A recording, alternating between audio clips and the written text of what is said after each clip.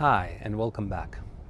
So today's episode is about a scenario where you as a compliance department have requested from your management some budget in order to improve or maybe to implement a compliance program in your organization. And the answer was no, they have rejected it. And there may be various reasons as to why they have done that. Maybe they think that this is not important enough. Maybe they think that other parts of the business shall be developed. And many other reasons could be out there. And in this case, the challenge is to make sure that your management understands why this is important, because they think compliance doesn't deserve any funding.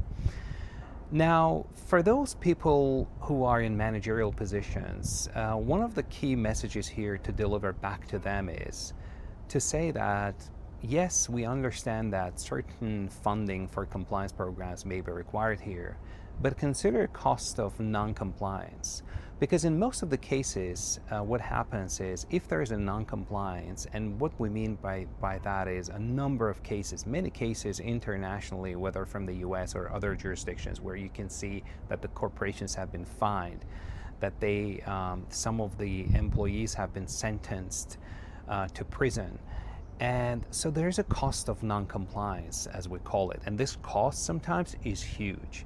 So instead of investing certain funding into certain money into compliance program, some of the organizations consider and think that, well, we won't do this now and we don't need it now. But then when the bad day comes, when the regulators fine your company, or when there is an imprisonment even, then all of a sudden there's such a huge budget allocated for compliance that you can't even imagine. Sometimes the compliance department itself, the employees will be shocked as to the magnitude of the budget in those cases.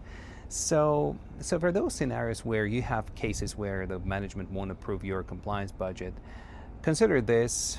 If needed, if helpful, show this video to your management so that they realize more why funding timely into compliance is important and in the best interests of your company. So hope this will be useful.